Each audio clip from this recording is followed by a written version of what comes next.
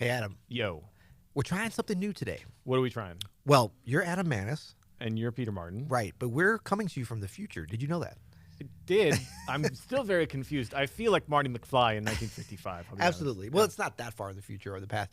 But we have a great episode today, and you know why I know that? Why? Because we've already recorded it. Yeah. Normally, we're doing our repartee, our witty banter during this segment in anticipation of a great episode, but we're actually recording this. I'm so glad we got rid of that.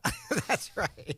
Because people have been begging us. Well, they've neither been begging us to continue it nor to stop it. So this was really fun. Yeah. We got a nice a speak pipe from Jeff all about keeping your place in a form, in the AABA form. And I think for folks, if you struggle with where am I at the form, which we all have, I think we've got some good tips. I think we kind of knocked it out of the park on a couple of. One of them, we didn't knock it out of the park. That'll be fun to listen to, too. But 2 out of the 3 tips we gave, I think, were really solid. And so keep an ear out for a couple of jokes that did not land.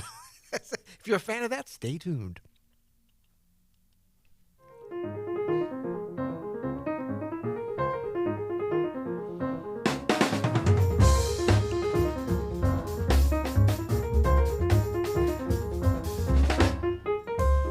I'm Adam Maness. And I'm Peter Martin. And you're listening to the You'll Hear It podcast. 2 pianists talking about music. Talking about music today, Peter, we're taking a speak pipe from Jeff all about keeping your place in the form, which is fun. But how you doing other than that? I'm doing good. How art thou, as they say in the old country? Thou's good. A lot of Christmas gigs, man. I know. Oh, my gosh. Tis Are we the doing one season. tonight? We are doing one tonight with our dear friend, Brian Owens. Big shout out to Brian Owens. Big shout out. Adam. Yo. Brian Owens. Christmas? Are you kidding me? Right here. St. Louis. Yeah. Come on. That's a little Scott Joplin. No, Brian That joke will not land, but it'll land with about 4 people.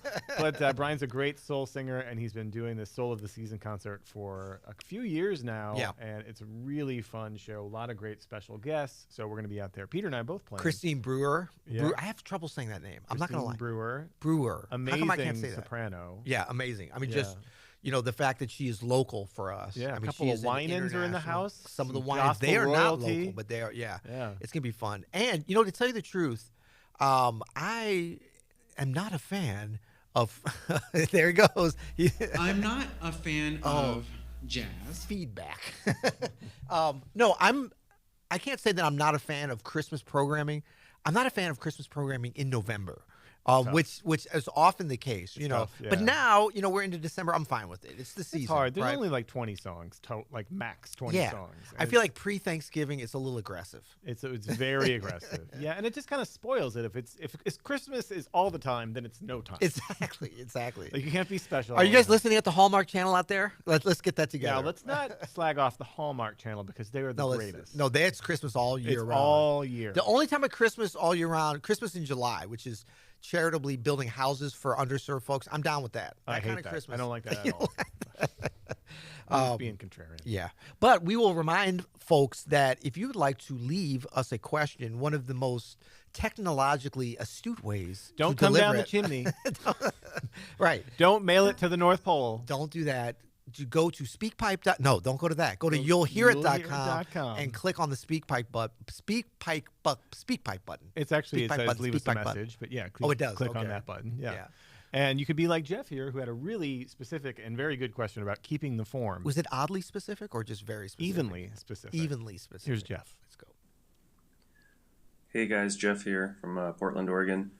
I have a question about keeping your place in a song form that ends with the same section that it begins with. So like most commonly like an AABA form. I've been finding that I have the most fun and I feel the most free when I'm playing on a tune that is different from beginning to end, because once you've internalized the form, you kind of always know where you are. But when I'm playing on like a tune with an AABA form, I find that I have to sort of keep my brain engaged in just thinking about the form, which kind of gets in the way of being free and just kind of letting stuff happen. And yeah, it's kind of been like ruining the experience of playing on those tunes for me, because my brain is too involved almost in just trying to make sure I don't go to the B section early or miss going to the B section. Oh, we've all done it. So yeah, I was wondering if you guys have any tips or tricks on kind of keeping your place without thinking about it too much. Thanks. Yeah, no one gets out of life without at least one time or two times or Right. 20 times going to the B section at the wrong time or not Right. going to it, as it were. Right. Yeah. Brains are the worst. Brains Humans are the- are great. It's the brains that Brains really are the screw us best in up. the world. Yeah. Okay, so I would say that there are some ways to navigate this, and I can definitely relate because I do remember the days. I mean, not to say that it couldn't happen tonight, or it probably will happen again. But I remember the days when what Jeff is describing in terms of that anxiety, that's sort of omnipresent. Like, Yeah. wait, is this which A is this? It goes That away, though. rolling 3 A's in a row. Yeah. But that's the first thing. Like you gotta mentally, or not even just intellectually, separate those 3 A's. Don't think about them as 3 A's in a row, even though as they roll together they are. You've got to have some sort of demarcation of the end of the form. It doesn't mean you have to play like that. You can certainly play, and you should play over the bar line and all the things to tell your story in an interesting way. But you've got to internalize that form as its own thing. So like what Jeff is saying, he's like on other tunes that are like, double forms or basically something that's not repeating in terms of A at the beginning and A at the end. Yeah. He's able to just enjoy it. So the way to get to that is to really internalize any little difference in that last A, because most of these tunes, there's something different. Now they might be the same as the second A. Yeah. You know what I mean? Like that Going second into the A, bridge. going Yeah. into the bridge. But that's enough separation, at least from the first. Yeah. So what happens is sometimes the chord changes. And look, I mean, if we're talking about rhythm changes, that's sort of your prototypical AABA form, right? So it's like the melodies often are a little bit different. So when you're soloing, you got to be hearing that melody. Like that's your reference point to pull you into the form and where you are. And there's nothing wrong with thinking about, okay, I'm coming to the top of the tune. I'm coming, and yes, of course, we don't want to be thinking about that. And eventually you won't. You'll know the form so It'll good. happen, yeah. But until you get there, you've got to really open your ears up, zone in on that. But you don't have to do that the whole tune, just as you get into that last A. Yeah. Like, so what one thing that you can do is think about, as you're coming out of the bridge, it's like, I'm at the A section, but it's not time to kind of slide around and be having fun. And then when you get to the top, you're like, wait, did I already do this once, or am I on my third? Am I on my second? It's the Yeah. worst. So kind of clue yourself in as you're coming out of that bridge, going to the last A, like, hey, I'm on the A self. Hello, self. Yeah. Self-awareness. Let's really hear this. And then when you get to the end, even if you're not playing this in your solo, like kind of hear some finality to it. And then reset yourself at the top of the form so that you're not thinking about which A am I on. You're at the top. Yeah. So you've only got 2 to worry about That's now. right. A couple of things to keep in. That's all really great stuff. A couple of things to keep in mind too about this, Jeff. Wait, where are we in the podcast now? I'm lost. No, it was a We're in joke. second A. Second A. Second A Okay, section. gotcha. We're almost to the bridge. You looked over real nervous. We're almost to the. Actually, this might be the bridge. Like I'm the Okay. bridge, and you'll go back to the. See, No, I'm focusing in now. exactly. See? No, so a couple of things to contemplate as you think about this, Jeff. So the songs that are most likely to be AABA are from a certain era, and the last A section is different from the first A section, and the way that you would phrase in that certain Well, is era, it always though? Not always. the last A is often different from the first A. from the first A, right. Like you said, the second A and the last A are Right. usually the same. But that's where I was going to go next is a couple of things with that.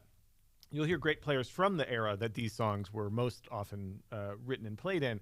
They will always mark the end of the form with some kind of break. Spit it, dip a deep bop, And we're lucky, Peter, because we get to play with really great bass players and drummers who are Yeah. also helping to mark. Like it's very clear usually with the people we play with. We're at the new chorus because it is different starting the new chorus. But another way you can think about this is that the first 2 A sections, I like to think about it sometimes as one thing. And then the B section and last A section as another thing. So it's almost like a double form. It's almost like a double Yeah. form. Like you have AA, BA, right? So especially if those sections are the same number of bars, which they often are. They often are, but they kind of serve 2 functions, and you can actually hear this, Jeff, in great soloists the way they naturally. I don't think they're planning this out, but intuitively, they will use sort of this the AA as a way to sort of set up a theme, and they'll use the BA as a way to. It's storytelling, right? Yeah. So you do like this development. character development, Yeah. right? This character introduction. introduction, Yeah. and then the B and A is exposition and resolution. Yeah. Right. So you'll do the exposition on the B section. Thelonious Monk talked about this. The B section, the inside makes the outside sound good, right? So that B section is where you sort of start swirling some tension, and then you can resolve it on that last A and sort of punctuate it by the end of that last A section. A lot of the A sections on standard 32-bar AABA section tunes are designed to punctuate by the end of it. And then you'll often hear a lot of solos. I mean, if you're like to take a rhythm section and we start at the B section, right? We're swirling, we're doing all kinds of crazy stuff. Just creating tension, right? That's what that B section is for. And then some kind of big thing on that, even if you're on the first chorus.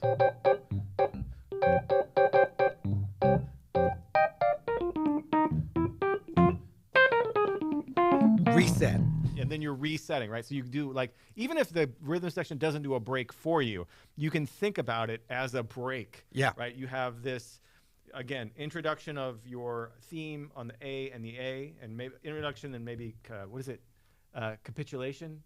Yeah, recapitulation. Recapitulation. And then you have your sort of character exposition, your sort of swirling on the B section, and then you kind of wrap it up in the B. And then you can turn that into its own form once you cycle it over and over through it. But that, to me, like kind of breaking it up into those two stories is where it's at. Yeah, you know? That's great. That's great. I think if you know, as you start to use these sorts of techniques to navigate and to, you know, give you a little bit of a different lens on how you hear and sort of see and feel the form, the next level of involvement for you needs to be some confidence with this. And a little bit of this is some kind of fake it till you make it. And by that, I mean, instead of using the energy, or at least trying to get to this point, instead of using your energy to be like, wait, where am I? This all sounds the same, is to just listen to yourself and be like, where does it feel like I am?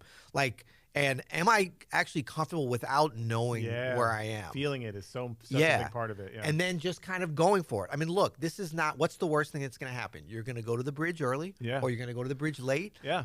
But it's happened to all of us. And then, at least if you're kind of confidently listening to the moment, that's exactly you'll right. hear when you go. Exactly. If your ears are open, you'll know what's going on. Yeah. And now if you're playing solo piano, that's another thing. But then you can just be like, oh, I'm rearranging it, so it's fine.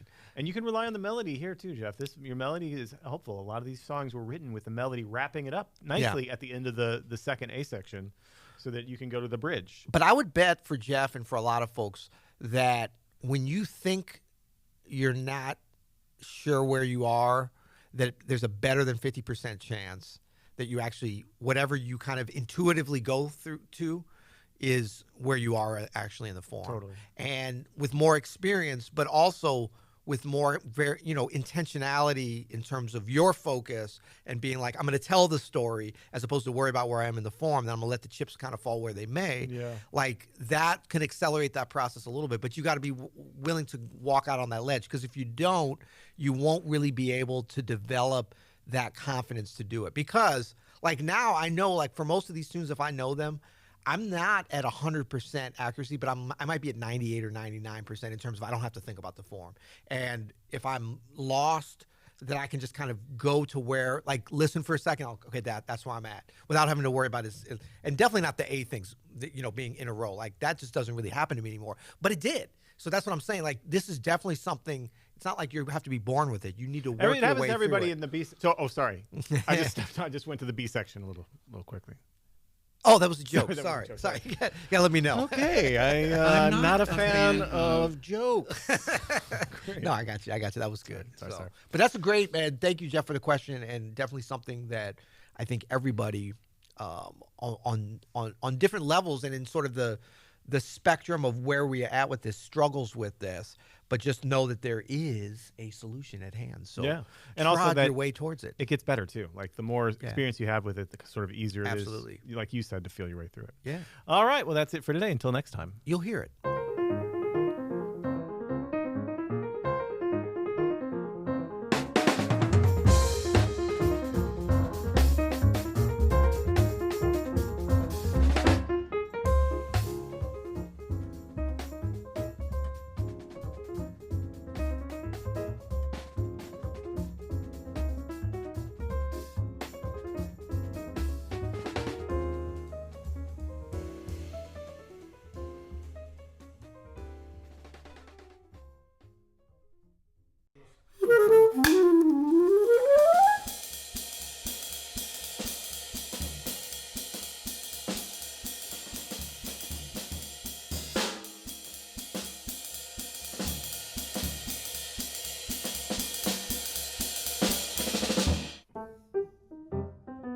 I'm in Steamboat Springs, Colorado currently. I'm in Indianapolis. Hey, how's it going, guys? Andrew, hi. Because I feel inspired to play something else from your playing. Okay, that's great. I think using the metronome is a great tool, but it's not the only tool. All of the answers are really in the music. What does it mean to live in a groove, be in a groove?